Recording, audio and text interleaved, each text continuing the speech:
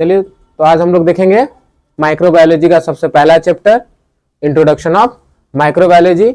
Scientist के बारे में, उनने क्या क्या डिस्कवरीज की और स्कोप क्या क्या होता है माइक्रोबायोलॉजी का अलग अलग फील्ड में। मेनली हम लोग नर्सिंग के फील्ड में देखेंगे। ठीक है, सबसे पहले माइक्रोबायोलॉजी। माइक्रोबायोलॉजी का मतलब क्या होता है? माइक्रो और बायो दो वर्ड से मिलकर के बना हुआ है। ठीक है ना, दो वर्ड से मिलकर के बना हुआ है, माइक्रो और बायोलॉजी। माइक्रो का मतलब होता है स्मॉल, टू स्मॉल। ठीक है, और बायोलॉजी का मतलब क्या होता है? जीव, यानी लाइफ के बारे में, यानी कि छोटे छोटे जीवों के जीवन के बारे में हम लोग स्टडी करेंगे। वही क्या कहलाता है? हमारा माइक्रो बायोलॉजी कहलाता है। ठीक है, अब स्टार्ट करते हैं। The study of life science involving the study of cellular और cell cluster organism is term microbiology. यानी कि हम जो स्टडी करते हैं किसी के भी जीवन के बारे में जिसका साइज क्या है, बहुत ही ज्यादा छोटा है। ठीक है ना, सेलुलर लेवल पे या फिर वो सेल का क्लस्टर हो सकता है, तो वो कहां स्टडी करते हैं हम लोग? माइक्रोबायोलॉजी में स्टडी करते हैं। ठीक है, the speciality of this branch is microbiologist. जो माइक्रोबायोलॉजी के स्पेशलिस्ट होते हैं वो क्या कहलाते हैं? माइक्रोबायोलॉजिस्ट कहलाते हैं। यानी कि माइक्रोबायोलॉजी को स्टडी करने वाले क्या कहलाते हैं? माइक्रोबायोलॉजिस्ट कहलाते हैं। ठीक है, आगे है microbiology is the specific arm concerned with the study of microbes which are too small and can not be seen without magnification. यानी कि माइक्रोबायोलॉजी हम उनको पढ़ते हैं जो क्या है, बहुत ही ज्यादा छोटे हैं, यानी टू स्मॉल।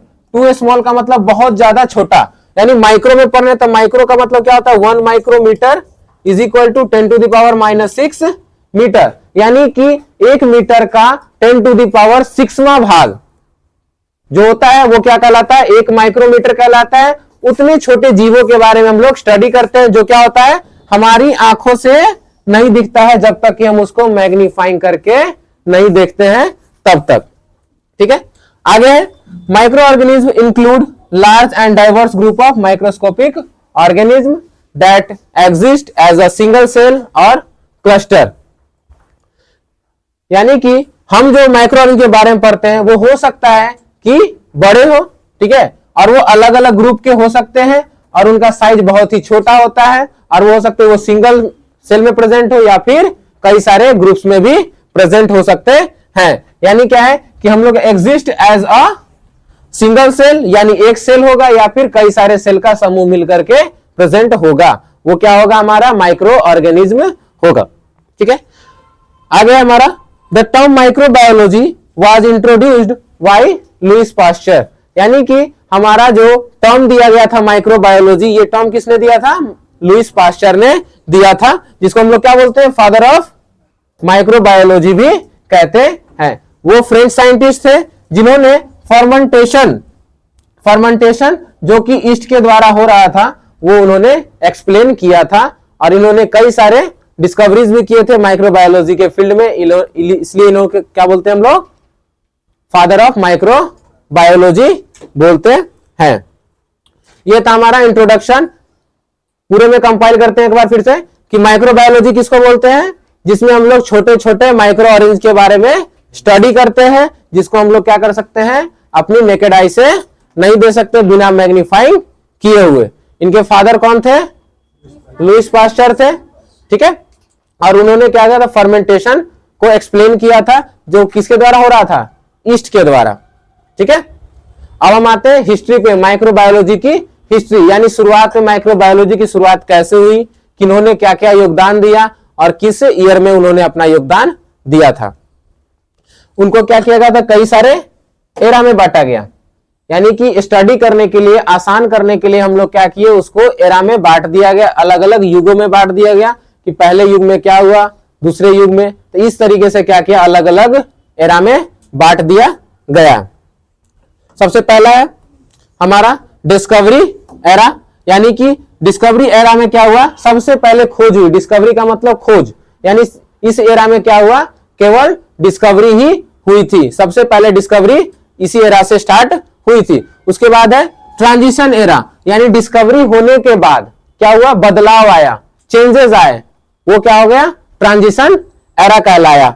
और तीसरा हमारा गोल्डन एरा। गोल्डन एरा उस एरा को बोलते हैं जिस एरा में सबसे ज्यादा डिस्कवरीज हुई, एक्सप्लेनेशन हुआ, कॉज बताया गया, वो क्या कहलाता है, गोल्डन एरा, जिसको क्या बोलते हैं, माइक्रोबायोलॉजी का स्वर्ण युग भी कहा जाता है। अगला है era of chemotherapy and microbial genetics, यानी इस एरा में क्या किया गया, केमिकल्स का इस्तेमाल करके कई सारे मेडिसिन बनाई गई और जेनेटिक इंजीनियरिंग को इंट्रोड्यूस किया गया, यानी कि डीएनए को एक होस्ट से दूसरे होस्ट में डाला गया था। और अभी जो हमारा चल रहा है वो क्या है, मॉडर्न एरा चल रहा है, जिसमें हम लोग जेनेटिक इंजीनियरिंग को ही क्या मान रहे हैं, सबसे हाईएस्ट क्वालिफिकेशंस इन माइक्रोबायोलॉजी मान रहे हैं। ठीक है, एक एक करके सब एरा के बारे में पढ़ेंगे और उनके साइंटिस्ट के बारे में भी जानेंगे। सबसे पहले साइंटिस्ट का नाम डिस्कवरी एरा में है एंटोनी वॉन ल्यूवेनहुक।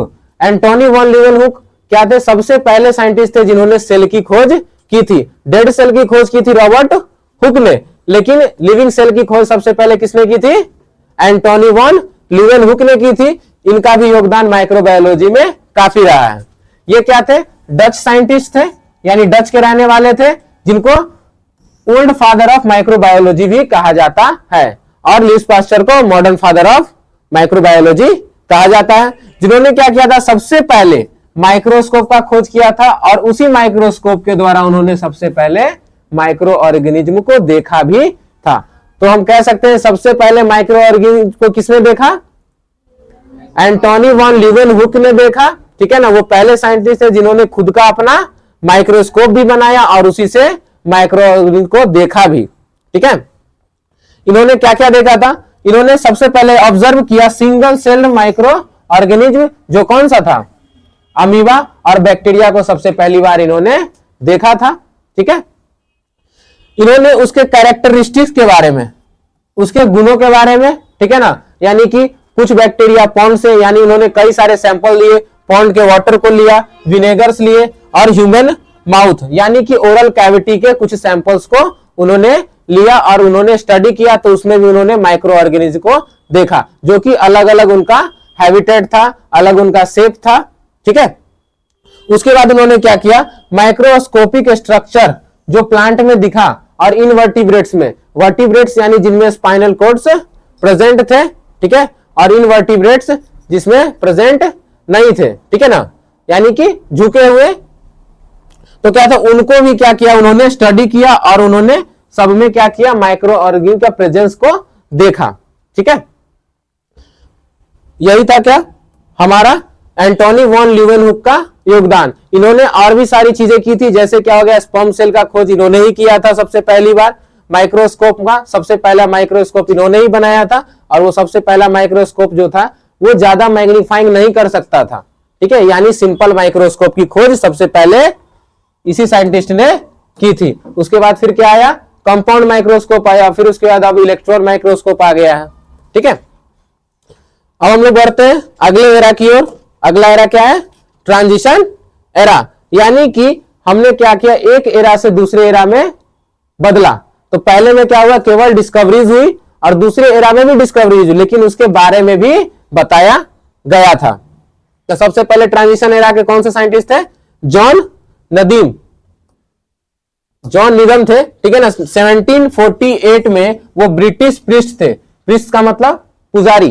ठीक है ना, ब्रिटिश प्रीस्ट थे जिन्होंने आइडिया दिया था microorganism arise by spontaneous generation. उन्होंने बोला कि माइक्रो ऑर्गेनिज्म अचानक से उत्पन्न हो जाते हैं। उन्होंने यही बोला कि माइक्रो ऑर्गेनिज्म अचानक से उत्पन्न हो जाते हैं। उन्होंने एक एक्सपेरिमेंट किया था, उन्होंने एक फ्लास्क लिया था और उस फ्लास्क में मटन की ग्रेवी को बॉईल किया। ठीक है, और उसके ऊपर क्या किया, उन्होंने कॉक डाल करके उसको सील कर दिया था। यानी कि एक फ्लास्क लिया, ठीक है, ऐसा फ्लास्क था, और उन्होंने क्या किया, इसमें मटन की ग्रेवी को डाला और इसको बॉईल कर दिया, और इस पे क्या किया, लकड़ी का कॉर्क, डेड सेल का कॉर्क उस पे डाल करके उसने उसको पैक कर दिया। ठीक है ना, जब उन्होंने पैक कर दिया कुछ टाइम तक। तो उसके बाद क्या हुआ, इसमें क्या हो गया, माइक्रो ऑर्गेनिज्म जनरेट हो गए। जब उसको बॉयल करके अलग उससे हटा करके रख दिया तो उसमें क्या जनरेट हो गए, माइक्रो ऑर्गेनिज्म जनरेट हो गए। इन्हीं को देख करके उन्होंने बोला कि स्पॉन्टेनियस जनरेशन हो जाता है माइक्रो ऑर्गेनिज्म का किसी भी जगह पे, ठीक है। लेकिन उन्होंने पूरी तरह उसको एक्सप्लेन नहीं किया था कि कैसे हुआ, बस उन्होंने बताया कि स्पॉन्टेनियस जनरेशन हो जाता है, यानी अचानक से वहां पे माइक्रो ऑर्गेनिज्म का ग्रोथ हो जाता है, ठीक है। उसके बाद हमारा दूसरे साइंटिस्ट का नाम दिया है इन 1546 में गैरीलोमा फ्रैकेस्ट्रो साइंटिस्ट थे, जो इटालियन साइंटिस्ट थे। उन्होंने कॉन्सेप्ट दिया था contagions as an infection that passes through one person to another, यानी कि एक इंसान से या फिर एक जगह से दूसरे जगह में कैसे ट्रांसमिशन हो रहा है एक माइक्रो ऑर्गेनिज्म का दूसरे के अंदर, ठीक है ना। और उन्होंने साथ में यह भी रिकॉग्नाइज किया था थ्री फॉर्म्स का रिकॉग्नाइजेशन किया था, contact, lifeless object and air, यानी कि एक जगह से दूसरे जगह या एक इंसान से दूसरे इंसान में जो माइक्रो ऑर्गेनिज्म फैल रही है, ठीक है, वो फैल रही किस माध्यमों से, वो हो सकता है कॉन्टेक्ट से यानी डायरेक्ट कॉन्टेक्ट से, या लाइफलेस ऑब्जेक्ट यानी ऐसी ऑब्जेक्ट जिसमें जीवन नहीं है, लाइक क्लॉथ्स, एनी चीजें जो ऑब्जेक्ट यूज कर रहे हैं पर्सन उसके थ्रू, या फिर एयर के थ्रू। तो यानी एक तरह से हम कह सकते हैं कि इन्होंने सबसे पहले कम्युनिकेबल डिजीज के बारे में क्या किया था, इंट्रोडक्शन किसने दिया, गैरीलोमा फ्रैकेस्ट्रो सबसे पहले 1546 में इन्होंने ही बताया था कि कैसे एक से दूसरे में माइक्रो ऑर्गेनिज्म एंटर करते हैं, ठीक है। उसके बाद है अगले साइंटिस्ट इन 1600 में हमारे क्या थे, क्रीचर्स थे, साइंटिस्ट का नाम क्रीचर्स, जो कि जर्मन साइंटिस्ट थे। उन्होंने क्या किया, डिजीज के ट्रांसमिशन को ऑब्जर्व किया ब्लड के सैंपल में। उन्होंने देखा माइक्रोस्कोपिक वर्म को, यानी कि एक सैंपल लिया, ठीक है ना, एक छोटा सा सैंपल लिया, एक स्लाइड पे रखा उन्होंने, और उसमें ब्लड के सैंपल को रखा था, और उन्होंने माइक्रोस्कोप के अंदर जब डाल करके स्टडी किया तो उसमें क्या किया, वो पेशेंट किस चीज का पेशेंट था, प्लेग का पेशेंट था, और उसमें कौन सा माइक्रो ऑर्गेनिज्म दिखा उनको, वर्म दिखा। यानी कि उन्होंने केवल बैक्टीरिया को ही नहीं देखा, उसके बाद भी वर्म्स को यानी कि other type of micro organism को भी देखा उन्होंने। वो क्या था, प्लेग से पीड़ित व्यक्ति था, उसके ब्लड के सैंपल को उन्होंने माइक्रोस्कोप के अंदर रख करके देखा, तो उन्होंने वर्म को उसके अंदर पाया, ठीक है। तो इससे यह पता चल गया कि इन्फेक्टेड पर्सन के अंदर क्या प्रेजेंट होता है, कोई भी माइक्रो ऑर्गेनिज्म प्रेजेंट होता है जिसके कारण वह बीमार होता है। अगले साइंटिस्ट थे 1700 में क्रिश्चियन फैब्रिसियस, ठीक है, क्रिश्चियन फैब्रिसियस थे। उन्होंने क्या किया, रूट एंड स्टेम डिजीज को, रूट यानी प्लांट्स के रूट और स्टेम में जो बीमारियां होती थी उसके बारे में उन्होंने बताया, और वो किसके कारण हो रही थी, फंगाई के कारण हो रही थी, ठीक है ना। यानी कि उन्होंने प्लांट्स के बारे में स्टडी किया, जैसे रस्ट एंड स्मट बीमारी होती है प्लांट्स में, उनके जड़ों में बीमारी होती है, तो वैसे ही उन्होंने क्या किया, प्लांट में स्टडी किया, और स्टडी करके उन्होंने बताया कि रूट और स्टेम में जो बीमारियां हैं वो किसके कारण हो रही है, फंगाई के कारण हो रही है, और फंगाई भी एक तरह का क्या है, माइक्रो ऑर्गेनिज्म होता है, ठीक है। Although his works did not receive recognition, लेकिन उन्होंने जो काम किया उसका कोई भी क्या था, एविडेंस नहीं था कि उन्होंने कैसे बोल दिया कि जो प्लांट्स में बीमारियां हो रही है वो फंगाई के कारण हो रही है, ठीक है।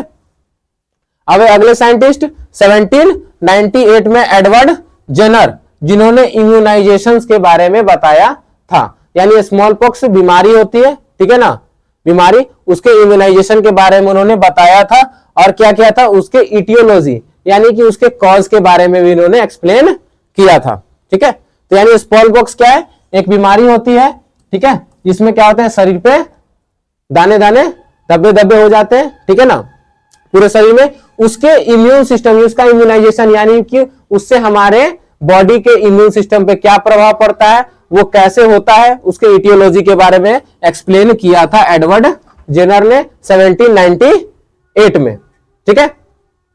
अगले साइंटिस्ट थे जोसेफ लिस्टर, अगले साइंटिस्ट जोसेफ लिस्टर थे 1860 1947 में उन्होंने क्या किया था, एंटीसेप्टिक सर्जरी को सबसे पहले इंट्रोड्यूस किया था। यानी अभी तक जितना पढ़े सारे साइंटिस्ट ने केवल डिस्कवरी किया था माइक्रो ऑर्गेनिज्म के बारे में और उसके कारण के बारे में कि कैसे फैल रहा था और किस पेशेंट के अंदर किस टाइप का उनको बैक्टीरिया या फंगाई या फिर वर्म मिला था। लेकिन ये पहले साइंटिस्ट थे जिन्होंने एंटीसेप्टिक के बारे में बताया था, यानी माइक्रो ऑर्गेनिज्म से कैसे बच सकते हैं। तो इन्होंने सबसे पहले क्या किया, एक सिस्टम डेवलप किया था एंटीसेप्टिक सर्जरी का, जिससे माइक्रो ऑर्गेनिज्म के ग्रोथ को कम किया जा सकता था। तो हमारा माइक्रो ऑर्गेनिज्म इजिली कहां से एंटर करता है, वुंड से, घाव से, या फिर ऐसे जहां पे स्किन में डिजीज हो या फिर स्किन इंफेक्शन से हमारे बॉडी के अंदर जा सकता है। तो उन्होंने सबसे पहले डेवलप किया। और जोसेफ लिस्टर 1878 में उन्होंने मिल्क के सॉर होने का, यानी कि मिल्क खट्टा कैसे हो जाता है, यानी दूध खट्टा कैसे हो जा रहा है, यानी खराब कैसे हो जा रहा है, उसके बारे में भी इन्होंने बताया। तो उसमें क्या उन्होंने देखा, लैक्टिक एसिड का फर्मेंटेशन देखा। यानी कि लैक्टिक एसिड क्या होता है, के कारण क्या हो रहा है, दूध क्या हो जा रहा है, खराब हो जा रहा है, यानी कि खट्टा हो जा रहा है। इसके बारे में भी किन्होंने बताया, जोसेफ लिस्टर ने ही बताया। और उन्होंने एक और चीज को इंट्रोड्यूस किया, प्रिंसिपल ऑफ स्टेराइल सर्जरी, यानी कि सर्जरी जो कर रहे हैं वो स्टेराइल होनी चाहिए। तो वो कैसे स्टेराइल होगी, उसके सिद्धांत को भी सबसे पहले इन्होंने ही बताया था। ठीक है, जिसलिए इसको क्या बोलते हैं हम लोग, फादर ऑफ एंटीसेप्टिक सर्जरी। तो अभी तक 3 पढ़ लिए हम लोग, father of old microbiology, father of modern microbiology and father of antiseptic surgery. Joseph Lister क्या थे, फादर ऑफ एंटीसेप्टिक सर्जरी। ठीक है, हमारा ये 2 एरा खत्म हो चुका है। अगला एरा हमारा क्या है, गोल्डन एरा। गोल्डन एरा मतलब स्वर्ण युग। इस युग में क्या हुआ था, गोल्डन इसलिए बोला गया कि इसमें बहुत सारे साइंटिस्ट ने बहुत सारी चीजें बताई और साथ में उसका एक्सप्लेनेशन और एविडेंस भी दिया गया था। तो गोल्डन एरिया कब शुरू हुआ था, लुईस पास्चर के आने के टाइम पे। यानी लुईस पास्चर साइंटिस्ट थे, उनके आने से ही क्या हुआ था, गोल्डन एरा की शुरुआत हुई थी 1857 के बाद से। ठीक है, जब वर्ल्ड वॉर फर्स्ट खत्म हो चुका था 20वीं सेंचुरी में, तब तक की बात है। 1848 में लुईस पास्चर ने माइक्रो ऑर्गेनिज्म के फर्मेंटेशन के बारे में सबसे पहली बार बताया था। यानी कि माइक्रो ऑर्गेनिज्म जो फर्मेंटेशन हो रहा था, ईस्ट का फर्मेंटेशन, ठीक है, उसके बारे में बताया था। लेकिन इससे पहले किसने बताया था, जोसेफ लिस्टर ने मिल्क के अंदर लैक्टिक एसिड के फर्मेंटेशन के बारे में बताया था। लेकिन माइक्रो ऑर्गेनिज्म जो होता है फर्मेंट करते हैं वो होता है हमारा ईस्ट। इसके बारे में सबसे पहले लुईस पास्चर ने ही बताया था। ठीक है, he resolve the mystery of sour wines explaining the role of yeast in fermentation of fruits and grain resulting in alcohol production. यानी कि हमारा जो वाइन्स था वो खट्टा कैसे होता था या शराब कैसे बनता था, इसके बारे में मिस्ट्री को सॉल्व किया था लुईस पास्चर ने ही। इन्होंने ही बताया कि जब फ्रूट्स में क्या होता है, फर्मेंटेशन हो रहा है, जिसके कारण क्या होता है, वाइन्स और अल्कोहल का फॉर्मेशन हो पाता है।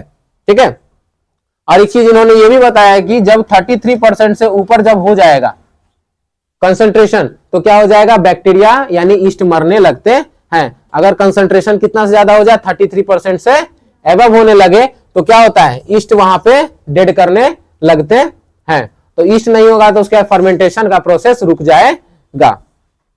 उसके बाद लुईस पास्चर ने जर्म थ्योरी ऑफ डिजीज को भी इन्होंने ही बताया था। यानी जर्म थ्योरी में इन्होंने ये बताया था कि जो हमारा बीमारी होता है वो किसके द्वारा फैलता है, जर्म के द्वारा, यानी कीटाणुओं के द्वारा फैलता है। और वो कीटाणु क्या होते हैं, माइक्रो ऑर्गेनिज्म होते हैं। इन्होंने ही एनारोबिक बैक्टीरिया को भी खोजा था। ठीक है ना, एनारोबिक बैक्टीरिया के बारे में इन्होंने ही बताया था। यानी वैसे बैक्टीरिया जो बिना ऑक्सीजन या बिना एयर के भी जीवित रह पाते हैं। उसके बाद इन्होंने पास्चराइजेशन टेक्निक भी दिया था। ठीक है, पास्चराइजेशन का मतलब क्या होता है, हाई फ्लेम में उसको हीट कर देना, जिससे सारे माइक्रो ऑर्गेनिज्म क्या हो जाए, मर जाए। उसको बोलते हैं हम लोग पास्चराइजेशन मेथड। ठीक है, अभी जो मिल्क होता है, जो भी पैकेट में मिल्क आता है, वो सब क्या होते हैं, पास्चराइज्ड मिल्क होते हैं। क्या किया जाता है, उनको हाई फ्लेम पे हीट किया जाता है और उसको सारे माइक्रोब्स को किल करके फिर उसको क्या किया जाता है, डायरेक्टली कोल्ड कर दिया जाता है, ठंडा कर दिया जाता है, जिससे माइक्रो ऑर्गेनिज्म का ग्रोथ नहीं हो पाता है। तो इन्होंने पास्चराइजेशन की टेक्निक दे करके माइक्रोबायोलॉजी में इन्होंने रिवॉल्यूशन ला दिया था। ठीक है, यानी ये एक पहला मेथड था जिसके द्वारा पूरी तरह से माइक्रो ऑर्गेनिज्म को मारा जा सकता था। ठीक है, उसके बाद इन्होंने वैक्सीन का भी खोज किया था, रेबीज और एंथ्रेक्स, यानी इन्होंने वैक्सीन का भी खोज किया। जो रेबीज और एंथ्रेक्स जिस बीमारी होती थी उसको क्या किया था, पहले से ही प्रिवेंट करके बचा लेना किसी भी इंसान को, उनके लिए वैक्सीन का खोज इन्होंने किया था। और इन्होंने क्या किया, सिल्क वर्म में जो बीमारी होती थी, सिल्क वर्म में बीमारी होती थी पिब्राइन, उनको भी इन्होंने ही बताया था। और साथ में इन्होंने क्या किया, कॉलेरा के पॉजिटिव एजेंट को एक्सट्रैक्ट किया और उन्होंने बताया कि विब्रियो कॉलेरा से ही कॉलेरा बीमारी हो रही है। तो इन्होंने क्या किया, कई सारी चीजें इन्होंने माइक्रोबायोलॉजी के फील्ड में इन्होंने दी और साथ में उसका एविडेंस भी इन्होंने दिया। इसीलिए इस पीरियड को हम लोग क्या बोलते हैं, गोल्डन एरा बोलते हैं। ठीक है, और रेबीज के वायरस को भी इन्होंने ही बताया कि क्या होता है, लाइसा के द्वारा क्या होता है, रेबीज फैलती है। तो इन्होंने रेबीज के बारे के बैक्टीरिया यानी वायरस के बारे में बताया और साथ में इन्होंने उसकी वैक्सीन को भी खोजा था। ठीक है, तो लुईस पास्चर का कई सारे योगदान थे जिनका लिस्ट नीचे भी है, उसके बारे में जानेंगे क्या क्या उन्होंने बताया था। इन शॉर्ट 1857 में इन्होंने सबसे पहले क्या किया, लैक्टिक एसिड के फर्मेंटेशन के बारे में बताया, जो कि किसके द्वारा हो रहा था, माइक्रो ऑर्गेनिज्म के द्वारा लैक्टिक एसिड का फर्मेंटेशन हो रहा था। और वो माइक्रो ऑर्गेनिज्म कौन था, ईस्ट था। ठीक है ना, वो माइक्रो ऑर्गेनिज्म क्या थे, हमारे ईस्ट थे। ठीक है, उसके बाद इन्होंने बताया 1860 में ईस्ट जो था वो अल्कोहलिक फर्मेंटेशन में इस्तेमाल हो रहा था, यानी यही इसी के बारे में उन्होंने फर्दर स्टडी किया और बताया कि क्या होता है, लैक्टिक एसिड के फर्मेंटेशन के बाद क्या बनता है, हमारा अल्कोहल बनता है। यानी कि हम लोग अभी जानते हैं क्या, लैक्टिक एसिड कैसे बनता है। लैक्टिक एसिड जो होता है वो जब होता है कम अमाउंट में ऑक्सीजन प्रेजेंस होता है तब फर्मेंटेशन की प्रोसेस होती है, यानी कि less amount of oxygen present होगा तब लैक्टिक एसिड का फॉर्मेशन होता है। अगर यही ऑक्सीजन अगर प्रेजेंट नहीं हो तब क्या होता है, अल्कोहलिक फर्मेंटेशन होता है। ठीक है, अल्कोहलिक फर्मेंटेशन, यानी कि लैक्टिक एसिड का फर्मेंटेशन कब होगा, जब ऑक्सीजन कम प्रेजेंट होगा, और अल्कोहलिक का कब होगा, जब ऑक्सीजन प्रेजेंट नहीं होगा। इसी के दौरान उन्होंने एनारोबिक बैक्टीरिया का भी खोज कर लिया था, यानी वैसे बैक्टीरिया जो कि प्रेजेंट नहीं होते हैं, जहां इनके पास एयर का प्रेजेंस नहीं होगा फिर भी वो जीवित रह पाते हैं।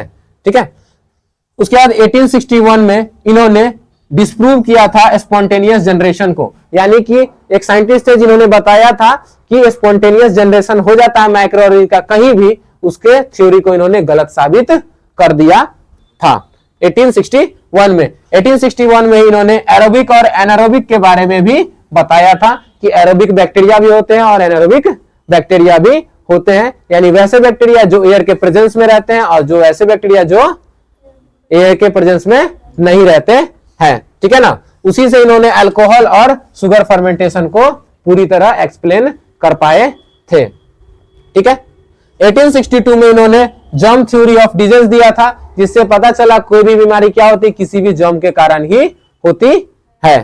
ठीक है, 1867 में इन्होंने प्रोसेस ऑफ डिस्ट्रॉइंग बैक्टीरिया यानी कि पास्चराइजेशन मेथड को इन्होंने बताया था कि पास्चराइजेशन एक ऐसा मेथड है जिससे हम बैक्टीरिया को पूरी तरह किल कर सकते हैं।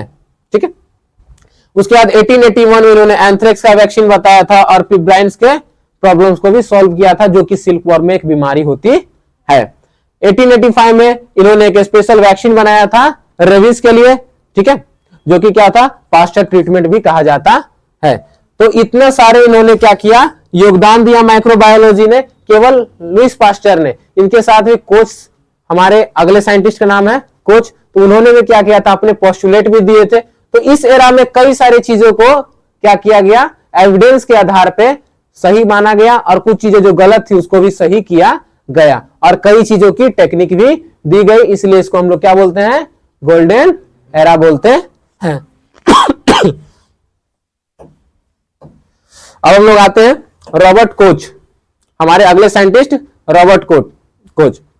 इन्होंने क्या बताया था, Robert Koch prove the germ theory undisruptedly, his majors work include the fatal disease of blood in sheep and cattle, यानी कि जर्म थ्योरी ऑफ डिजीज दिया था किसने? लुइस पास्चर ने, लेकिन उसको पूरी तरह से एक्सप्लेन किसने किया?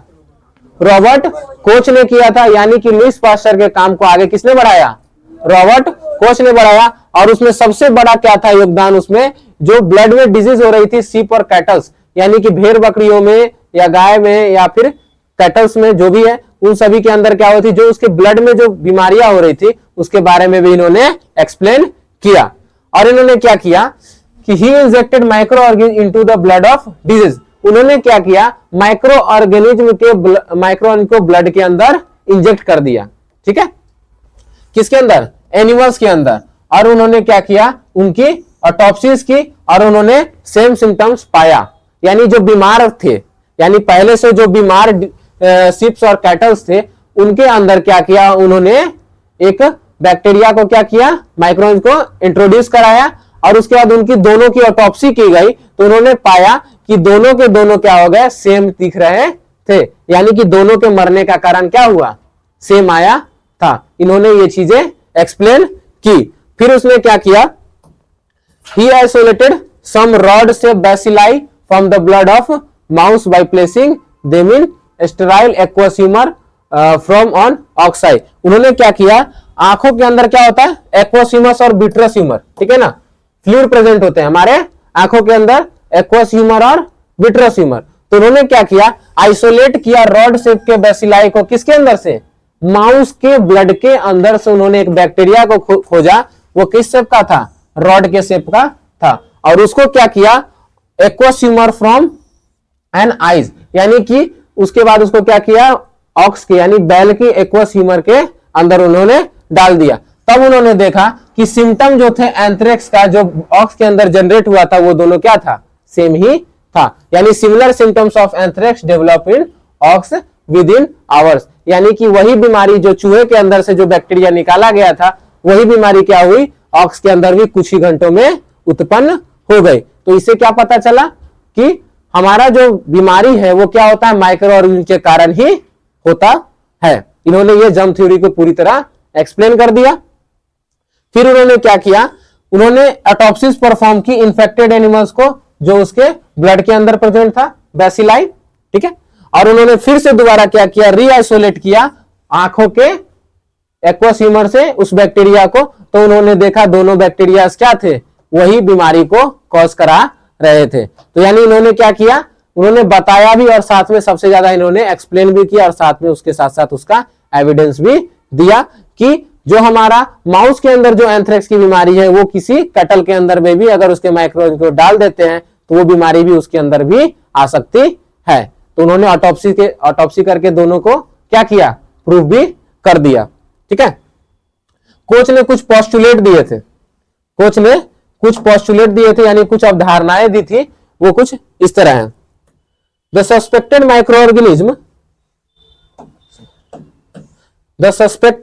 microorganism must be present in the diseased organism but absent in the healthy organism। यानी कि जो बीमार व्यक्ति होगा या बीमार जानवर होगा उसके अंदर जो है माइक्रो ऑर्गेनिज्म जरूर प्रेजेंट होगा। उन्होंने ये बताया कि जो बीमार व्यक्ति होगा उसके अंदर जरूर ना जरूर उसके अंदर क्या होगा? माइक्रो ऑर्गेनिज्म प्रेजेंट होगा।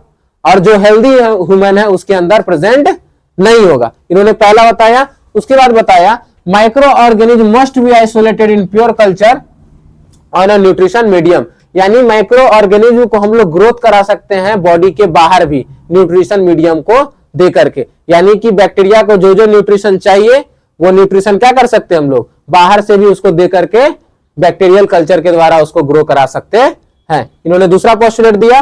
तीसरा पोस्टुलेट इन्होंने दिया कि if the isolated microorganism is inoculated into the healthy host the same disease must be result.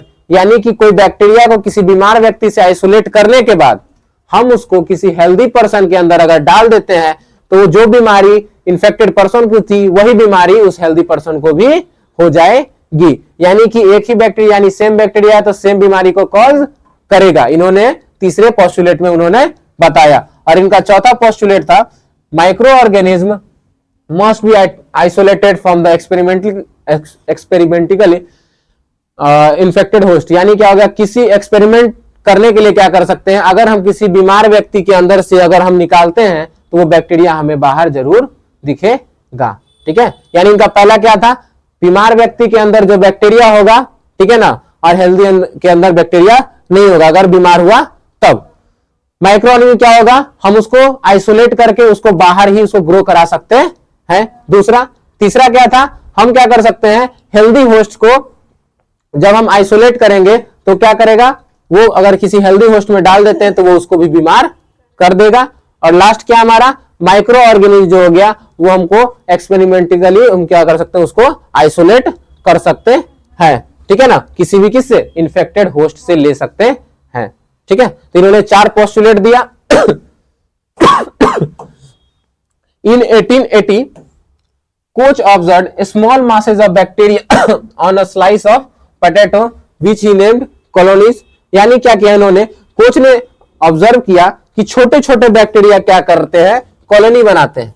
छोटे छोटे बैक्टीरिया मिलकर के एक कॉलोनी को बनाते हैं। और उन्होंने कहा ये पाया, पोटैटो के एक छोटे से टुकड़ा में उन्होंने ये देखा कि क्या हुआ, कई सारे बैक्टीरिया मिलकर के क्या कर रहे हैं, कॉलोनी बना रहे हैं। इसलिए उन्होंने उसका नाम क्या दिया, कॉलोनीज दिया। और इन्होंने जर्म थ्योरी को पूरी तरह से क्या कर दिया, प्रूव भी किया 1876 में। ठीक है, उसके बाद है coach isolated the causative agent tuberculosis. Coach ने ट्यूबरकुलोसिस के पॉजिटिव एजेंट मायोबैक्टीरियम ट्यूबरकुलोसिस को भी इन्होंने ही खोजा था। ठीक है ना, एंथ्रेक्स और रेबीज को लुईस पास्चर ने, टीबी के पॉजिटिव एजेंट मायोबैक्टीरियम ट्यूबरकुलोसिस को किसने खोजा, रॉबर्ट कोच ने खोजा था। ठीक है, आगे the typhoid bacillus and diphtheria bacillus was isolated in 1884। इन्होंने ट्यूबरकुलोसिस के साथ साथ टाइफाइड बैसिलस और डिप्थेरिया बैसिलस को भी क्या किया था, खोजा था। और वे कौन थे, कोच के कलीग्स थे, यानी कोच के साथ काम करने वाले लोगों ने क्या खोजा था, टाइफाइड बैसिलस और डिप्थेरिया बैसिलस बैक्टीरिया को क्या किया, आइसोलेट किया था एक इन्फेक्टेड पर्सन के अंदर से। ठीक, जिसका नाम क्या था, जॉर्ज गैफ्की और फ्रेडरिक लोफलर।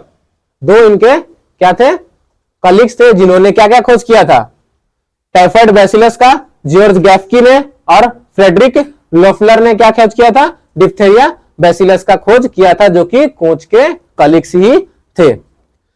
उसके बाद कुछ सालों बाद Emil von Behring produce diphtheria antitoxins by injecting a toxin into animals. इन्होंने क्या किया, एमिली वॉन वेरिंग्स ने टॉक्सिन का खोज किया, ऐसे टॉक्सिन का जो क्या करता था डिप्थेरिया के किल कर सकता था। यानी इन्होंने डिप्थेरिया के टॉक्सिन के खिलाफ एंटी टॉक्सिन को प्रोड्यूस किया था, जो क्या कर सकता था, डिप्थेरिया को किल कर सकता था। एंटी टॉक्सिन और एंटीबॉडी प्रिपरेशन और ब्लड प्रोडक्ट। जो एंटी टॉक्सिन था वो किस चीज का बना हुआ था, ब्लड से कंपोनेंट जो होते हैं एंटीबॉडी उसके ही कंपोनेंट से बना हुआ था, जो कि क्या होता है, ब्लड का प्रोडक्ट होता है। तो यानी कि अभी तक क्या पढ़े हम लोग, रॉबर्ट कोच के बारे में। इन्होंने क्या किया था, पोस्टुलेट दिया, ठीक है ना, और क्या किया, टीबी के पॉजिटिव एजेंट को बताया। और इसके जो दो कलीग्स थे उन्होंने क्या किया, टाइफाइड बैसिलस और डिप्थेरिया बैसिलस के बारे में इन्होंने बताया। और इसके बाद कुछ सालों बाद क्या हुआ, एमिल वॉन वेरिंग ने क्या किया, इन्होंने एंटीटॉक्सिन बनाया था, जो एंटीटॉक्सिन ब्लड के ही कंपोनेंट से बना हुआ था। यानी कि किसी भी क्या किया, एनिमल्स के अंदर डाल करके उन्होंने क्या किया, उसके एंटीबॉडी को जनरेट किया। फिर उस एंटीबॉडी को आइसोलेट करके उस बीमार डिप्थेरिया से जो पीड़ित व्यक्ति था या पीड़ित जानवर जो भी है उसके अंदर क्या किया, इन्होंने इंट्रोड्यूस किया और वो क्या हो गए, ठीक हो गए। तो उन्होंने क्या कहा, डिप्थेरिया का एंटीटॉक्सिन इन्होंने खोज निकाला। ठीक है, इसलिए इनको क्या मिला था, इन्होंने डिप्थेरिया के एंटीटॉक्सिन को खोज किया, तो इनको नोबेल प्राइज मिला था। फिजियोलॉजी एंड मेडिसिन में इनको नोबेल प्राइज से सम्मानित भी किया गया था। क्यों, क्योंकि इन्होंने एंटीटॉक्सिन का खोज किया था, वो जो कि डिप्थेरिया के ट्रीटमेंट में बहुत ही ज्यादा सहायक बना था, इसलिए इनको नोबेल प्राइज भी दे दिया गया था। किसमें नोबेल प्राइज मिला था, फिजियोलॉजी एंड मेडिसिन में इनको नोबेल प्राइज मिला था। अब है इन शॉर्ट हम लोग जान लेते हैं कोच ने क्या क्या किया था, कौन से ईयर्स में किया था उसके बारे में। 1876 में एंथ्रेक्स बीमारी को क्या किया था, यानी कि बैसिलस एंथ्रेक्स जो बैक्टीरिया था उसके द्वारा क्या हो रहा था, एंथ्रेक्स की बीमारी हो रही थी, इसके बारे में कोच ने बताया था। फिर उसके बाद एक साल बाद 1877 में इन्होंने मेथड ऑफ स्टेनिंग बैक्टीरिया यानी कि बैक्टीरिया के स्टेनिंग के मेथड को इन्होंने इंट्रोड्यूस किया, फोटोग्राफिंग को और परमानेंट विजुअल्स रिकॉर्ड को स्लाइड पे रखने की भी प्रोसेस को इन्होंने बताया था। यानी जो उन्होंने स्लाइड पे देखा उसको परमानेंटली क्या किया, सेव करके आगे आने वाले समय में लोग उसको देख सके, उसके भी टेक्निक को इन्होंने इंट्रोड्यूस किया था। उसके बाद 1881 में इन्होंने सॉलिड कल्चर मीडिया, जिससे क्या हो, बैक्टीरिया के कल्चर को भी इंट्रोड्यूस किया, यानी कि बॉडी से बाहर बैक्टीरिया को कैसे ग्रो कराया जाए उसके बारे में भी इन्होंने ही सबसे पहले बताया। 1882 में इन्होंने ट्यूबरकुलोसिस के बैक्टीरिया को आइसोलेट किया था और उस बैक्टीरिया का नाम इन्होंने क्या दिया, मायोबैक्टीरियम ट्यूबरकुलोसिस। उसके बाद फिर 1882 में ही उन्होंने आगार के सपोर्ट से क्या किया, सॉलिड कल्चर बनाया था, जो आज आगार आगार के नाम से मिलता है, जिसको क्या बोलते हैं हम लोग, कल्चर मीडिया बोलते हैं। और उसी मीडिया में क्या किया जाता है, माइक्रो ऑर्गेनिज्म को ग्रोथ कराया जाता है।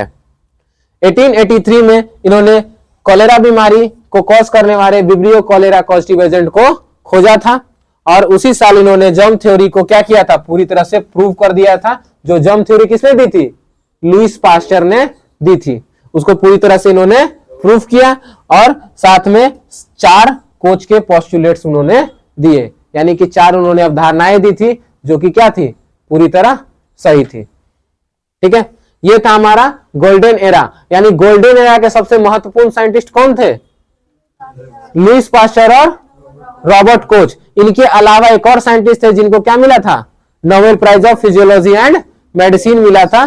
ठीक है, अब अगला हमारा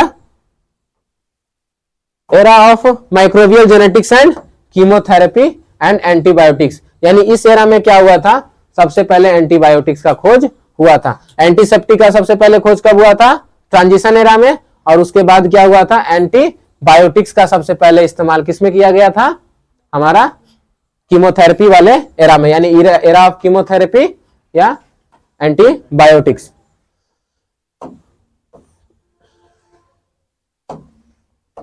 इन 1921 सर अलेक्जेंडर फ्लेमिंग जो कि क्या थे, स्कॉटिश फिजिशियंस थे और बैक्टीरियोलॉजिस्ट थे, उन्होंने क्या किया, पेनिसिलिन की खोज की थी। ठीक है ना, और वो पेनिसिलिन की खोज कहां से की थी, पेनिसिलिन नोटेटम से उन्होंने पेनिसिलिन को एक्सट्रैक्ट किया था। इनकी एक कहानी है कि इन्होंने खोजा नहीं था, इन्होंने क्या किया, लैब में रिसर्च कर रहे थे, क्योंकि ये क्या थे, बैक्टीरियोलॉजिस्ट थे, यानी बैक्टीरिया के बारे में स्टडी करते थे। तो ये क्या था कि उन्होंने स्टडी कर रहे थे, उसके बाद क्या हुआ था कि कल्चर बनाया उन्होंने। ठीक है, मीडिया कल्चर बनाया, तो कल्चर बनाने से क्या होगा, बैक्टीरिया का ग्रोथ होगा। तो उन्होंने क्या किया, स्टडी करते हुए उन्होंने उसको वैसे ही छोड़ दिया था। तो उस टाइम पे क्या था, मॉनसून चल रहा था, तो मॉनसून से क्या हुआ था, उसके पास में पेनिसिलम नोटेटम पहुंच गया, और पेनिसिलम नोटेटम के पहुंचने से क्या हुआ, उसमें पेनिसिलिन था जो क्या कर रहा था, बैक्टीरिया को ग्रोथ को खत्म कर रहा था। तो उन्होंने क्या किया, अचानक से उन्होंने क्या देखा कि जो हमने बैक्टीरियल कल्चर बनाया है, तो इसमें बैक्टीरिया का ग्रोथ ना होकर के बैक्टीरिया सारे क्या हो गए हैं, मर चुके हैं। यानी कि जहां जहां पेनिसिलियम नोटेटम था वहां के बैक्टीरिया सारे क्या हो चुके थे, किल हो चुके थे। तब इन्होंने फिर उसको फर्दर स्टडी किया और उन्होंने क्या किया, पेनिसिलिन एंटीबायोटिक की खोज की, जो कि पहला एंटीबायोटिक्स कहलाता है। ठीक है ना, जो कि क्या कहता है, पेनिसिलिन हमारा सबसे पहला एंटीबायोटिक्स होता है, जिसको क्या बोलते हैं हम लोग, वंडर ड्रग। वंडर का मतलब क्या होता है, अचंभित। ठीक है ना, वंडर ड्रग की खोज इन्होंने क्या किया था, सबसे पहली बार किया था। अगला क्या, एट ऑक्सफोर्ड यूनिवर्सिटी, यानी ऑक्सफोर्ड यूनिवर्सिटी जो इंग्लैंड में है, procedure for industrial production of penicillin were established by sir Howard W Florey. यानी कि खोज इन्होंने किया, उसके बाद उस पेनिसिलिन को इंडस्ट्रियल लेवल पे बनाने के लिए कौन से साइंटिस्ट ने सबसे पहले उसको एस्टेब्लिश किया था, हार्वर्ड डब्ल्यू फ्लोरी और अर्नेस्ट बी चैन ने 1941 में उसको इंडस्ट्रियल लेवल पे बनाना शुरू कर दिया। ठीक है, और इसकी डिस्कवरी के बाद क्या हो गया, पेनिसिलिन का प्रोडक्शन काफी तेजी से होने लगा और इसको इसके लिए क्या मिल गया, नोबेल प्राइज मिला था। किनको, फ्लेमिंग, फ्लोरी और चेन को 1945 में। ठीक है ना, फ्लेमिंग जो कि किन्होंने क्या किया था, सबसे पहली बार खोजा था, और फ्लोरियर चेन ने क्या किया, उसको इंडस्ट्रियल लेवल पे प्रोडक्शन स्टार्ट कर दिया था। इसलिए इन तीनों को क्या मिला, नोबेल प्राइज दिया गया था, क्योंकि ये एक पहला एंटीबायोटिक था जो क्या करता था, लगभग सारे बैक्टीरिया को ग्रोथ को क्या कर रहा था, रोक दे रहा था। ठीक है। इन 1944 अनदर एंटीबायोटिक स्ट्रेप्टोमाइसिन को खोजा गया, किससे, स्ट्रेप्टोमाइसिस ग्रेसियस से। यानी कि इसके बाद, यानी सबसे पहले पेनिसिलिन को खोजा गया, उसके बाद धीरे धीरे कई सारे एंटीबायोटिक्स को खोजना चालू किया गया। तो उन्होंने सेकेंड टाइम किसको खोज किया, स्ट्रेप्टोमाइसिन को खोज किया, और वो कहां से निकाला गया था, स्ट्रेप्टोमाइसिस ग्रेसियस से। ठीक है, जो कि क्या था, किसने खोजा था, एस.ए. वॉक्समैन और एल्बर्ट स्केट्स ने। यानी ये दो साइंटिस्ट थे जिन्होंने क्या किया, स्ट्रेप्टोमाइसिन को स्ट्रेप्टोमाइसिस ग्रेसियस से खोजा था। वॉक्समैन को इसके लिए क्या मिल गया, नोबेल प्राइज। ठीक है ना। और ये किस लिए मिला था, डिस्कवरी ऑफ स्ट्रेप्टोमाइसिन, जिसका इस्तेमाल किसके लिए हो रहा था, ट्यूबरकुलोसिस के इलाज के लिए हो रहा था। तो ट्यूबरकुलोसिस के बैक्टीरिया का खोज किसने किया, कोच ने, और उसके बीमारी का खोज उस बीमारी के इलाज का खोज किसने किया, हमारे एस.ए. वॉक्समैन ने खोज किया था। इसके लिए इनको क्या मिल गया, नोबेल प्राइज मिला था। 1947 में डॉक्टर पॉल आर बर्कहोल्डर, 1947 में डॉक्टर आर बर्कहोल्डर ने क्या खोज किया, क्लोरामफेनिकोल का खोज किया, जो कहां से आया था, स्ट्रेप्टोमाइसिस वेनिजुलेई से। यानी स्ट्रेप्टोमाइसिस वेनिजुलेई से उन्होंने क्या किया, क्लोरामफेनिकोल का खोज किया। और 1948 में बी.एम. डर्गर ने उन्होंने ऑरोमाइसिन्स को स्ट्रेप्टोमाइसिस ऑरिफिशियन से खोज किया। यानी कि धीरे धीरे क्या हो गया, अब कीमोथेरेपी एरा में ड्रग का खोज होना शुरू हो गया। तो ड्रग्स केमिकल से बने हुए थे, जिसको हम लोग क्या, ड्रग्स को कीमोथेरेपी बोलते हैं, इसलिए इसको क्या बोला गया, एरा ऑफ कीमोथेरेपी बोला गया, क्योंकि इस एरा में सबसे ज्यादा एंटीबायोटिक्स यानी ड्रग्स का खोज हुआ था। ठीक है। उसके बाद क्या हुआ, टेट्रामाइसिन का खोज फिनले हॉबी ने मिलकर के किया था 1950s में, और वो कहां से निकाला था, स्ट्रेप्टोमाइसिस रिमोटस से। यानी कि हमने कई सारे एंटीबायोटिक्स का नाम सुन लिया, वो सारे क्या हुए, किसी साइंटिस्ट के द्वारा खोजे गए थे, और किसी एक एरा में यानी 1947 के टाइम पे सबसे ज्यादा एंटीबायोटिक्स का खोज किया गया था। और सबसे पहला एंटीबायोटिक्स क्या था, पेनिसिलिन। ठीक है ना, पेनिसिलिन था, उसके बाद स्ट्रेप्टोमाइसिन था, और उसके बाद कई सारे 1947 के बाद से कई सारे एंटीबायोटिक्स का खोज शुरू हो गया। अब है जॉर्ज बेल्ड and Edward Tatum carried their experiment on fungus. अब क्या हुआ, इन्होंने क्या, अभी तक क्या हुआ, एंटीबायोटिक्स का खोज हुआ, यानी बैक्टीरिया को किल करने के लिए। अब क्या हुआ, धीरे धीरे उन्होंने क्या किया, फंगस से भी बीमारियां हो रही थी, तो उसके लिए क्या हुआ, उन्होंने उस पर एक्सपेरिमेंट करना शुरू किया। और Neurospora and showed that one gene codes from one enzyme. यानी उन्होंने क्या किया, फंगस न्यूरोस्पोरा से उन्होंने एक जीन को एक्सट्रैक्ट किया, उस जीन को एक्सट्रैक्ट किया जिस कौन से, एक एंजाइम के द्वारा उन्होंने उसके अंदर प्रेजेंट जीन को उन्होंने एक्सट्रैक्ट किया, यानी उसके बारे में स्टडी किया। और वो वन जीन था जो क्या दिया, उन्होंने बताया एक जीन और एक हाइपोथेसिस उन्होंने दिया। यानी कि एक जीन क्या होता है, एक फंगस के अंदर प्रेजेंट होगा, इन्होंने वो हाइपोथेसिस दिया। यानी हाइपोथेसिस का मतलब उन्होंने सही से पूरी तरह एक्सप्लेन नहीं किया, केवल उन्होंने बता दिया, और उन्होंने उसका कोई भी एविडेंस नहीं दिया। तो उन्होंने क्या बताया, एक जीन एक एंजाइम उन्होंने फंगस के लिए बता दिया। उसके बाद आए ओस्वाल्ड एवरी और कोलिन मैक्लियोड और माइकल मैकार्टी। उन्होंने बैक्टीरियम पे काम किया, और कौन सा बैक्टीरिया, स्ट्रेप्टोकोकस न्यूमोनियाई, जो कि न्यूमोनिया कॉज करता है। Concluding that deoxyribonucleic acid in genetic material in cell. और उन्होंने क्या किया, धीरे धीरे उसके बाद एंटीबायोटिक से हम लोग कहां चले आए, जेनेटिक मटेरियल्स पर, यानी जेनेटिक इंजीनियरिंग पे चले आए हम लोग। और धीरे धीरे हम लोग क्या किया, डीऑक्सी राइबोन्यूक्लिक एसिड पर उन्होंने हम क्या देखा, जीन को देखा, और फिर जीन के बारे में स्टडी शुरू हो गई कि जीन के कारण ही कोई बीमारी हो सकती है। अभी तक हम क्या जान रहे थे, जो भी बीमारी हो रही थी, यानी जर्म थ्योरी में क्या था कि सारी बीमारियां किससे हो रही थी, किसी जर्म्स के कारण, बैक्टीरिया के कारण, यही हो रहा था। लेकिन जब उन्होंने फर्दर स्टडी किया तब पता चला कि क्या हो सकता है, जीन में क्या हो सकता है, अल्टर हो सकता है, या मॉडिफिकेशन के दौरान क्या हो सकता है, कोई बीमारियां उत्पन्न हो सकती है। तो धीरे धीरे जेनेटिक के बारे में भी स्टडी होना स्टार्ट हो गया। तो यानी स्टार्टिंग कहां से हुआ था हमारा, कीमोथेरेपी एरा से, जो कि अभी भी मॉडर्न एरा में हमारा जेनेटिक इंजीनियरिंग की स्टडी अभी भी चल रही है। ठीक है, उसके बाद है हमारा मॉडर्न एरा, जो अभी हमारा मॉडर्न एरा चल रहा है, जो कि 1970 के बाद से।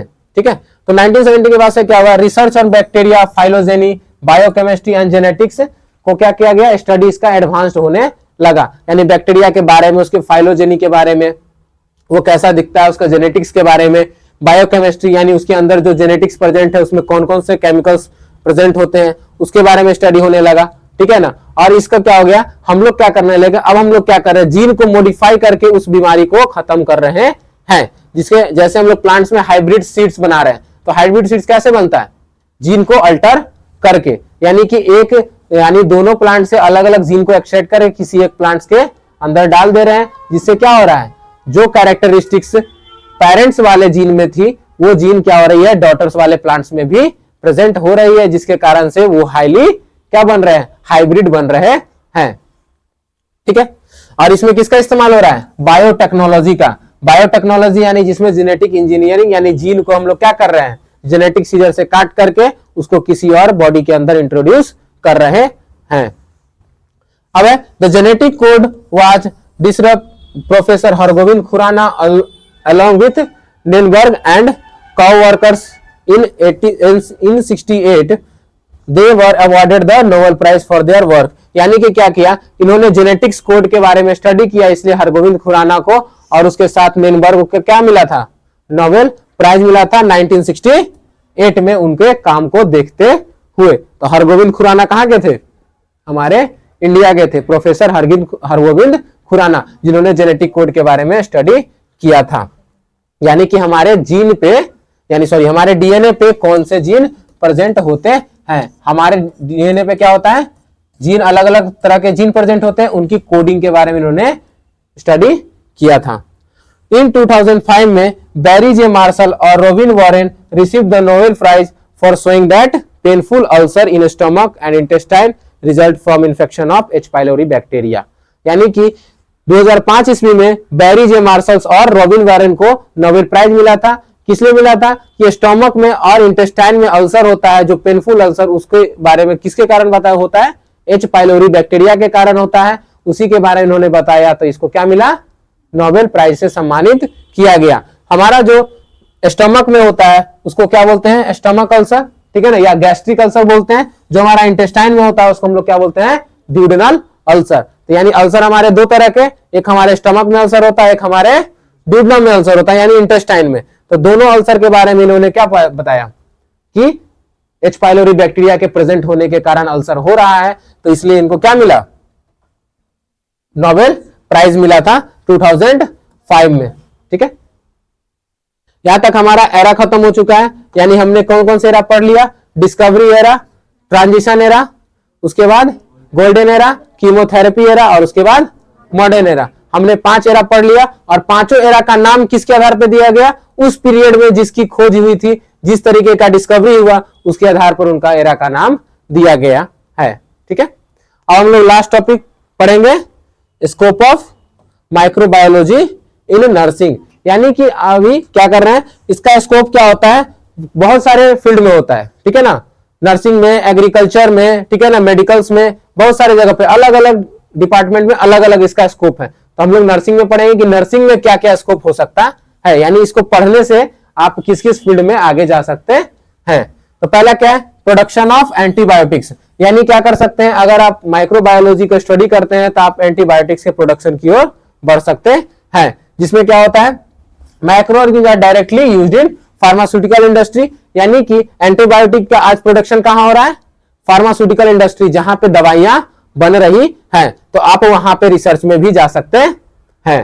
दूसरा क्या है, production of enzyme, vaccine, biosurfactant, alcoholic and other pharmaceutical product. यानी ये प्रोडक्शन ऑफ एंटीबायोटिक केवल किसके लिए, बायोटिक्स को प्रिवेंट करने के लिए है। लेकिन क्या होता है, फार्मास्यूटिकल्स इंडस्ट्री में आपको बायोसर्फेक्टेंट, ठीक है ना, जैसे सैनिटाइजर हो गया, मेडिसिन में अलग अलग तरीके मेडिसिन हो गई, एंजाइम प्रोडक्शन यानी कई सारे बैक्टीरिया जैसे इंसुलिन, इंसुलिन भी एक तरह का क्या है, हमारा हार्मोन्स है बॉडी का, और उसका प्रोडक्शन हो रहा है हमारे इंडस्ट्री में, और उसी को बॉडी के अंदर इंट्रोड्यूस किया जा रहा था। यानी दवा के साथ साथ एंजाइम हार्मोन्स का भी प्रोडक्शन हो रहा है, और उसी के फील्ड में भी आप लोग जा सकते हैं। उसके बाद हमारा है diagnosis of disease and treatment, यानी किसी भी बीमारी का पता, यानी डायग्नोस करके किसी बीमारी का पता लगा करके, या फिर उसका पता लगाने के बाद उसका इलाज करके। यानी कोई भी बीमार व्यक्ति का क्या कराते हैं हम लोग, पहले डायग्नोसिस कराते हैं, और उस डायग्नोसिस में हम लोग क्या करते हैं, माइक्रोबायोलॉजी का ही सहारा लेते हैं कि कौन सा बैक्टीरिया के कारण उसको वो बीमारी हुई है। जब हमें पता चलता है तो उसके बाद फर्दर उसको क्या करते हैं, ट्रीटमेंट करते हैं। जैसे एग्जांपल दिया विडाल टेस्ट। विडाल टेस्ट किसमें किया जाता है, टाइफाइड में। तो टाइफाइड में उसमें क्या, सैल्मोनेला टाइफी बैक्टीरिया के बारे में हम लोग पता करते हैं कि उसके ब्लड में सैल्मोनेला टाइफी बैक्टीरिया है कि नहीं। अगर बैक्टीरिया है तो वो टाइफाइड से पीड़ित है। ठीक है, अगला क्या, treatment of industrial waste material, यानी इंडस्ट्री से जो वेस्ट मटेरियल निकलता है तो उसको क्या होता है, एरोबिक और एनारोबिक कंडीशंस में उसको ट्रीटमेंट किया जाता है, और फर्दर उसमें क्या किया जाता है, उसमें से जो भी बायोटिक्स कंपाउंड होते हैं उसको अलग करके किल किया जाता है। फिर क्या करते हैं, जो हमारा ड्राई वाली चीजें हैं जिसको हम रिसाइकल कर सकते हैं उसको अलग कर देते हैं, जो नॉन रिसाइकल्स होता है उसको क्या करते हैं हम लोग, बायो रिएक्टर में डाल करके उसको ड्राई कर देते हैं। ठीक है ना, और फिर उसको जमीन के अंदर दफना देते हैं। तो ये जो इंडस्ट्री से जो कचरे निकलते हैं, इंडस्ट्री जैसे फार्मास्यूटिकल इंडस्ट्री हो गया, हॉस्पिटल वेस्ट से हो गया, तो क्या हो गया, जो भी कचरे निकलेंगे उसको सेग्रीगेट करते हैं हम लोग। जो कचरे रिसाइकल होने वाले हैं उसको क्या करते हैं हम लोग, रिसाइकल करते हैं। जो नहीं होने वाले हैं उसको बायोटिक और एबायोटिक कंपोनेंट्स को अलग करके उसको किल करते हैं। फिर उसको क्या करते हैं, बायो रिएक्टर में डाल करके हाई फ्लेम पे उसको क्या कर देते हैं, किल करके खत्म कर देते हैं, उसको ड्राई कर देते हैं, और फिर उसको ब्रिक्स बना करके आजकल रोड में इस्तेमाल किया जा रहा है। कहीं पे क्या होता है, जमीन के अंदर जगह दबा दिया जाता है। ठीक है, अगला है प्लांट ग्रोथ प्रमोशन, यानी कि प्लांट का ग्रोथ। जैसे अभी थोड़ा देर पहले बताया हाइब्रिड सीड का इस्तेमाल, तो यानी क्या हो गया, पहले क्या होते थे कि एक प्लांट को, मान लो एक ट्री को ग्रो करने में 5 साल 6 साल लग जाते, लेकिन अब क्या है कि अब एक ही साल के अंदर क्या होता है, वो ग्रो करके फल देना स्टार्ट कर देता है। तो वो किस कारण से होता है, उसके अंदर के ग्रोथ को क्या करते हैं हम लोग, इंट्रोड्यूस करते हैं, यानी कि बढ़ा देते हैं, इंक्रीज कर देते हैं। ठीक है, अगला है स्टेराइल प्रोडक्ट प्रिपरेशन, यानी कि हम ऐसे प्रोडक्ट को आजकल बना रहे हैं जो स्टेराइल है, यानी कि माइक्रोबियल फ्री प्रोडक्ट है। ठीक है ना, जिससे क्या होगा, कोई भी बीमारी नहीं फैलेगी। अगला क्या है, स्टेरलाइजेशन। एक मेथड होता है स्टेरलाइजेशन, डिसइंफेक्शन, ठीक है ना, और स्टेरलाइजेशन, दो अलग अलग चीजें हैं। डिसइंफेक्शन में क्या करते हैं हम लोग, माइक्रोबियल ग्रोथ को कम करते हैं, और स्टेरलाइजेशन में माइक्रोबियल ग्रोथ को किल कर देते हैं, यानी माइक्रोब्स को पूरी तरह किल कर देते हैं। यानी स्टेरलाइजेशन मेथड में पूरी तरह से बैक्टीरिया वहां पे खत्म हो जाता है। तो स्टेरलाइजेशन मेथड का इस्तेमाल आपके हॉस्पिटल में होता है। जैसे किसी ओटी रूम या सर्जरी रूम में क्या होता है, जो इक्विपमेंट इस्तेमाल होते हैं उसको पहले स्टेरलाइज किया जाता है, और स्टेरलाइज करने के बाद ही उसका इस्तेमाल किया जाता है, ताकि कि पेशेंट को क्या कोई भी सेप्टिक चीजें ना हो। ठीक है ना, अगला है स्टेरॉयड बायो ट्रांसफॉर्मेशन, यानी क्या किए हमने, क्या किया, ट्रांसफर किया एक चीजों को दूसरे चीजों में, यानी कि हो सकता है वो जेनेटिक इंजीनियरिंग के फॉर्म में हो, या हार्मोन्स के फॉर्म में हो, या एंजाइम्स के फॉर्म में हो, किसी भी इंसान के अंदर उसको हम लोग क्या कर दिए, इंट्रोड्यूस कर दिए या ट्रांसफर कर दिए एक से दूसरे के अंदर। ठीक है, अगला है आइडेंटिफिकेशन ऑफ माइक्रो ऑर्गेनिज्म, यानी कि हमने क्या किया, माइक्रो ऑर्गेनिज्म को पहचाना, अलग अलग माइक्रो ऑर्गेनिज्म को पहचाना। इसके लिए क्या किया हम लोग, उसके बाद फर्दर उसका क्लासिफिकेशन भी किया, जो हम लोग अगले चैप्टर में पढ़ेंगे। ठीक है, खत्म हो गया आप लोग का। ठीक है ना, इंट्रोडक्शन ऑफ माइक्रोबायोलॉजी। तो हमने इसमें क्या क्या पढ़ा, कौन किसी खास इंसान का नाम पढ़ा। सबसे पहले हम लोग क्या पढ़े, डिस्कवरी एरा में एंटोनी वॉन लीवेनहुक जिन्होंने क्या खोजा, माइक्रोस्कोप को खोजा। उसी माइक्रोस्कोप में उन्होंने माइक्रो ऑर्गेनिज्म को देखा, छोटे से सेल स्पर्म का भी खोज उन्होंने ही किया। ठीक है, उसके बाद हमारा क्या आया, ट्रांजिशन एरा। तो ट्रांजिशन एरा में सबसे पहले क्या हुआ, स्पॉन्टेनियस जनरेशन के बारे में बताया गया, जो कि क्या थे, ब्रिटिश प्रीस्ट थे, उन्होंने बताया, और फिर उसकी अवधारणाएं को क्या कि बाद में उसको गलत साबित कर दिया गया। ठीक है, फिर उसके बाद ट्रांजिशन एरा के बाद कौन आया, हमारा गोल्डन एरा। तो गोल्डन एरा में क्या हुआ, लुईस पास्चर और रॉबर्ट कोच आए, जिन्होंने क्या किया, पास्चराइजेशन मेथड दिया, और कोच ने जर्म थ्योरी जो लुईस पास्चर ने दी थी उसको पूरी तरह प्रूव भी किया। उसके बाद क्या है हमारा कीमोथेरेपी एरा और एंटीबायोटिक्स, यानी कि उस एरा में सबसे ज्यादा एंटीबायोटिक का खोज हुआ और पेनिसिलिन के बारे में सबसे पहले कीमोथेरेपी एरा में ही बताया गया था, जिसके लिए उनको नोबेल प्राइज भी मिला था।